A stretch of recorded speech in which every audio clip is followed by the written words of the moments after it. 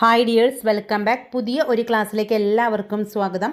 Law of variable proportion എന്ന് പറയുന്ന ഒരു ടോപ്പിക്കാണ് ഇന്നത്തെ ക്ലാസ്സിലൂടെ എക്സ്പ്ലെയിൻ ചെയ്യുന്നത്.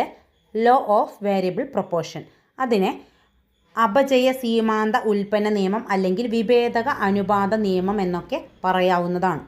ലോ ഓഫ് വേരിയബിൾ പ്രൊപ്പോർഷൻ എന്ന് പറഞ്ഞു കഴിഞ്ഞാൽ ഇതൊരു ഷോർട്ട് ടേം ആയിട്ട് നടത്തുന്ന പ്രൊഡക്ഷൻ്റെ അനാലിസിസാണ്. ഇതൊരു ഹ്രസ്വകാല ഉൽപ്പാദന ധർമ്മമാണ്.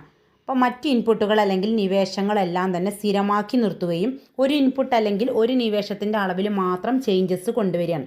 അപ്പോൾ അതേഴ്സ് എല്ലാം തന്നെ അവിടെ കോൺസ്റ്റൻ്റായി നിർത്തുമ്പോൾ ഒരു യൂണിറ്റിൻ്റെ അല്ലെങ്കിൽ ഒരു ഇൻപുട്ടിൽ മാത്രം ചേഞ്ചസ് വരുന്ന സമയത്തെ ഒരു നിശ്ചിത ഘട്ടം കഴിയുമ്പോൾ സീമാന്ത ഉൽപ്പന്നം അഥവാ മാർജിനൽ പ്രൊഡക്റ്റ് കുറയാനായിട്ട് തുടങ്ങുന്നു. ഇതിനെയാണ് എന്ത് പറയുക, ലോ ഓഫ് വേരിയബിൾ പ്രൊപ്പോർഷൻ എന്ന് പറയുന്നത്. അപ്പോൾ ലോ ഓഫ് വേരിയബിൾ പ്രൊപ്പോർഷൻ എന്താണ്?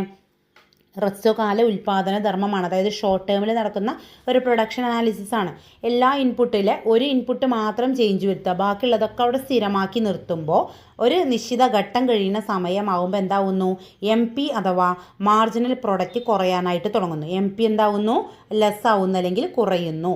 ഇതിനെയാണ് എന്ത് പറയുക, അപചയ സീമാന്ത ഉപയുക്ത നിയമം അല്ലെങ്കിൽ ലോ ഓഫ് വേരിയബിൾ പ്രൊപ്പോർഷൻ എന്ന് പറയുന്നത്. ഈ ലോ ഓഫ് വേരിയബിൾ പ്രൊപ്പോർഷൻ നടക്കുന്നത് 3 സ്റ്റേജസ് ആയിട്ടാണ്. 3 സ്റ്റേജസ് ആണ് ഇതിനുള്ളത്, ലോ ഓഫ് വേരിയബിൾ പ്രൊപ്പോർഷനുള്ളത്. അപ്പോൾ അതിലത്തെ ഓരോ സ്റ്റേജസ് എന്താണെന്ന് നോക്കാം. ഫസ്റ്റ് സ്റ്റേജ് എന്ന് പറഞ്ഞു കഴിഞ്ഞാൽ the increase at an increasing rate ആണ്. അതായത് ഒന്നാം ഘട്ടം എന്ന് പറഞ്ഞു കഴിഞ്ഞാൽ എല്ലാം ഇൻക്രീസ് ചെയ്യുന്ന റേറ്റാണ് അല്ലെങ്കിൽ എല്ലാം വർദ്ധിക്കുന്ന ഘട്ടമാണ്. ഒന്നാം ഘട്ടത്തിൽ TP വർദ്ധമാനമായ നിരക്കിൽ വർദ്ധിക്കുന്നു. TP എന്ന് പറഞ്ഞാൽ ടോട്ടൽ പ്രൊഡക്റ്റ് ആണ്. ഇതാണ് അതിനെ എക്സ്പ്ലെയിൻ ചെയ്യുന്ന പിക്ചർ എന്ന് പറയുന്നത്. ഇതിൽ 3 ഘട്ടങ്ങളും എക്സ്പ്ലെയിൻ ചെയ്തിട്ടുണ്ട്. അപ്പോൾ ഒന്നാമത്തെ ഘട്ടം നോക്കിക്കഴിഞ്ഞാൽ ഇതാണ് TP എന്ന് പറയുന്ന കർവ്. ദെൻ നെക്സ്റ്റ് കാണുന്ന കർവാണ് MP, അതുപോലെ AP. അങ്ങനെ 3 കർവുകളാണ് ഈ പിക്ചറിൽ കൊടുത്തിട്ടുള്ളത്. അപ്പോൾ അതിൽ TP എന്ത് ചെയ്യുന്നു, ഫസ്റ്റ് സ്റ്റേജ് എന്ന് പറയുന്നത് അവിടെ ഇതിൻ്റെ സ്റ്റേജ് 1 അല്ലേ. ഫസ്റ്റ് സ്റ്റേജിൽ TP ടോട്ടൽ പ്രോഡക്റ്റ് ഇൻക്രീസ് ചെയ്യുന്നു. അപ്പോൾ ഫസ്റ്റ് സ്റ്റേജിൽ എന്താണെന്ന് പറയാം, ടോട്ടൽ പ്രോഡക്റ്റ് ഇൻക്രീസ് ചെയ്യുന്നു. അതോടൊപ്പം തന്നെ ഏതും ഇൻക്രീസ് ചെയ്യുന്നുണ്ട്, മാർജിനൽ പ്രോഡക്റ്റ് അഥവാ സീമാന്ത ഉൽപ്പന്നവും ഇൻക്രീസ് ചെയ്യുന്നു. ദെൻ അതോടൊപ്പം തന്നെ ആവറേജ് പ്രൊഡക്റ്റ് അഥവാ ശരാശരി ഉൽപ്പന്നത്തിൽ എന്ത് കാണുന്നു, വർധനവ് കാണുന്നു. അപ്പോൾ ഫസ്റ്റ് സ്റ്റേജ് എന്ന് പറഞ്ഞാൽ എല്ലാം ഇൻക്രീസ് ചെയ്യുന്ന സ്റ്റേജാണ്. ഇതിനെയാണ് എന്ത് പറയുക, ഫസ്റ്റ് സ്റ്റേജ് അഥവാ ഇൻക്രീസിങ് റിട്ടേൺസ് എന്ന് പറയുന്നത്. Then second stage. ഇനി സെക്കൻഡ് സ്റ്റേജ് നോക്കുകയാണെങ്കിൽ TP increases at A decreasing rate. അതായത് TP അഥവാ മൊത്തം ഉൽപ്പന്നം വർദ്ധിക്കുന്നത് എങ്ങനെയാണ്, അപചയ നിരക്കിലാണ്. അപചയ നിരക്ക് എന്ന് പറഞ്ഞാൽ മെല്ലെ മെല്ലെ സ്ലോലി ആയിട്ടാണ് അവിടെ ഡിക്രീസിങ് റേറ്റിലാണ് ഇൻക്രീസ് ചെയ്യുന്നത്.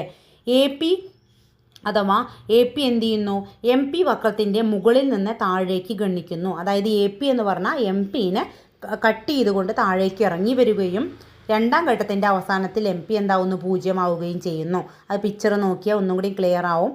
ഇതാണ് നമ്മുടെ ഒന്നാമത്തെ ഘട്ടം കഴിഞ്ഞു അല്ലേ. ഒന്നാമത്തെ ഘട്ടത്തിൻ്റെ എൻഡിൽ വെച്ചിട്ട്, അതായത് രണ്ടാമത്തെ ഘട്ടം സ്റ്റാർട്ട് ചെയ്യുമ്പോൾ നമുക്ക് നോക്കിയാൽ കാണാൻ പറ്റും APയുടെ മുകളിലൂടെയാണ് ആര് വരുന്നത്, MP കർവ് വരുന്നത്. അതാണ് ഇവിടെ പറഞ്ഞിരിക്കുന്നത്. AP കർവിൻ്റെ മുകളിലൂടെ ഏത് വരുന്നു, MP കർവ് വരുന്നു. AP കർവിൻ്റെ മുകളിലൂടെയായിട്ട് ഏത് വരുന്നു, MP കർവ് വരുന്നു.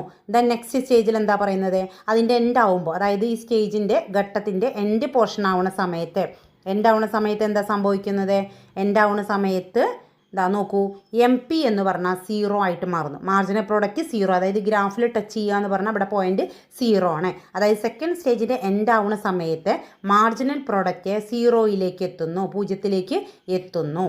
ദെൻ ആവറേജ് പ്രൊഡക്റ്റ് എന്താവാൻ തുടങ്ങുന്നു, കുറയാനായിട്ട് തുടങ്ങുന്നു. ആവറേജ് പ്രൊഡക്റ്റ് എന്ത് ചെയ്യുന്നു, കുറയാനായിട്ട് തുടങ്ങുന്നു. ഇതാണ് രണ്ടാമത്തെ ഘട്ടം. അപ്പോൾ രണ്ടാമത്തെ ഘട്ടം നോക്കിക്കഴിഞ്ഞാൽ ഒന്നും കൂടി മനസ്സിലാക്കാം.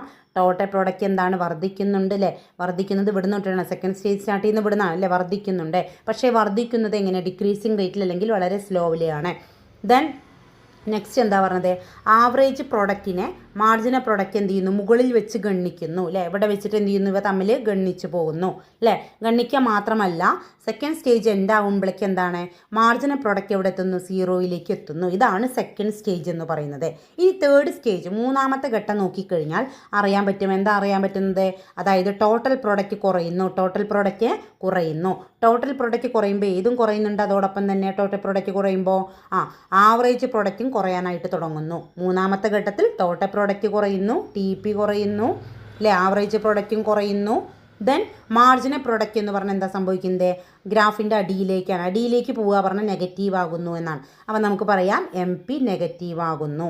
എം പി നെഗറ്റീവ് ആകുന്നു. അപ്പോൾ ഇതാണ് ഏത് ഘട്ടം? Third stage. അപ്പോൾ ഈ 3 ഘട്ടങ്ങളിലൂടെയാണ് ലോ ഓഫ് വേരിയബിൾ പ്രൊപ്പോർഷൻ നടക്കുന്നത്. അപ്പോൾ ലോ ഓഫ് വേരിയബിൾ പ്രൊപ്പോർഷൻ്റെ ഒന്നും കൂടിയും അതിനെ എക്സ്പ്ലെയിൻ ചെയ്യാം. ഫസ്റ്റ് ഘട്ടം എന്ന് പറഞ്ഞാൽ ടി പി എന്താവുന്നു? റൈസ് ചെയ്യുന്നു. ടി പി വരുന്നു, എം പി റൈസ് ചെയ്യുന്നു അല്ലേ? അതുപോലെ തന്നെ എ പിയും എന്താണ്? റൈസ് ചെയ്യുന്നു. ഇതാണ് ഫസ്റ്റ് സ്റ്റേജ്. സെക്കൻഡ് സ്റ്റേജ് ആവുന്ന സമയത്ത് എന്ത് സംഭവിക്കുന്നു? ടി പി ഉയരുന്നുണ്ട്, പക്ഷേ അത് സ്ലോലി ആണ് അല്ലേ? ദെൻ എ പിയും എം പിയും തമ്മിൽ എന്ത് ചെയ്യുന്നു? കട്ട് ചെയ്യുന്നു. രണ്ടും തമ്മിൽ ക്രോസ് ചെയ്ത് പോകുന്നു അല്ലേ? ദെൻ എൻഡ് ആകുമ്പോഴേക്ക് എം പി എന്ത് ചെയ്യുന്നു? 0 എത്തുന്നു സെക്കൻഡ് സ്റ്റേജിൽ. ദെൻ തേർഡ് സ്റ്റേജ് നോക്കുകയാണെങ്കിൽ തേർഡ് സ്റ്റേജിൽ എന്താ സംഭവിക്കുന്നത്? തേർഡ് സ്റ്റേജ് നോക്കുമ്പോൾ തേർഡ് സ്റ്റേജിൽ എ പി കുറയുന്നു, ടി പിയും കുറയുന്നു അല്ലേ? ടി പിയും കുറയുന്നു. ദെൻ എം പി ആണെങ്കിൽ എന്താവുന്നു? നെഗറ്റീവ് ആകുന്നു. ഇതാണ് 3 ഘട്ടങ്ങൾ എന്ന് പറയുന്നത്. അപ്പോൾ ലോ ഓഫ് വേരിയബിൾ പ്രൊപ്പോർഷൻ്റെ 3 ഘട്ടങ്ങളാണ് ഇവിടെ നമ്മൾ എക്സ്പ്ലെയിൻ ചെയ്തത്. ഫസ്റ്റ് ഘട്ടത്തിൽ ടോട്ടൽ പ്രോഡക്റ്റ് എന്ത് ചെയ്യുന്നു? വർദ്ധിക്കുന്നു. അതാണ് ഇവിടെ എഴുതിയിരിക്കുന്നത്. ഒന്നാമത്തെ ഘട്ടത്തിൽ ടി പി വർദ്ധിക്കുന്നു. പിന്നീട് അപചയ നിരക്കിൽ, അതായത് മെല്ലെ വർദ്ധിക്കുന്നു. ശരാശരി ഉൽപ്പന്നം അഥവാ എ പിയും വർദ്ധിക്കുന്നു, എം പിയും വർദ്ധിക്കുന്നു. ദെൻ പരമാവധി അഥവാ മാക്സിമത്തിലെത്തുന്നു. സെക്കൻഡ് സ്റ്റേജ് എത്തുമ്പോൾ ടി പി മെല്ലെ വർദ്ധിക്കുന്നുണ്ട്. ഇങ്ങനെ അപജയം എന്ന് പറഞ്ഞാൽ വളരെ സ്ലോലി എന്നാണ് അർത്ഥം. ദെൻ എ പി എന്താവുന്നു? കണ്ടോ? എം പിയുടെ മുകളിൽ വെച്ച് ഗണിക്കുന്നതിന് കട്ട് ചെയ്തു പോകുന്നു എന്നാണ് പറയുന്നത്. രണ്ടാം ഘട്ടത്തിൻ്റെ അവസാനമാകുമ്പോഴേക്കും എം പി എവിടെ എത്തുന്നു? 0 എത്തിച്ചേരുന്നു. അതാണ് second stage. Then third stage എന്ന് പറഞ്ഞാൽ മൂന്നാമത്തെ ഘട്ടം നോക്കുമ്പോൾ ടി പി അഥവാ ടോട്ടൽ പ്രൊഡക്റ്റ് കുറയുന്നു അല്ലേ? ആവറേജ് പ്രൊഡക്റ്റും എന്ത് ചെയ്യുന്നു? കുറയുന്നു അല്ലേ? ദെൻ നെക്സ്റ്റ് എന്താ ഉണ്ടാവുന്നത്? മാർജിനൽ പ്രൊഡക്റ്റ് നെഗറ്റീവ് ആകുന്നു. അതായത് ഗ്രാഫിൻ്റെ അടിയിലേക്കായിട്ട് പോകുന്നു. ഇതാണ് തേർഡ് സ്റ്റേജ്. ഈ 3 സ്റ്റേജിലുള്ള ലോ ഓഫ് വേരിയബിൾ പ്രൊപ്പോർഷൻ അഥവാ അപജയ സീമാന്ത ഉപയുക്തത നിയമം എന്ന് പറയുന്നത്. എല്ലാവർക്കും ക്ലിയർ ആയി കാണുമെന്ന് വിചാരിക്കുന്നു. Thank you for watching.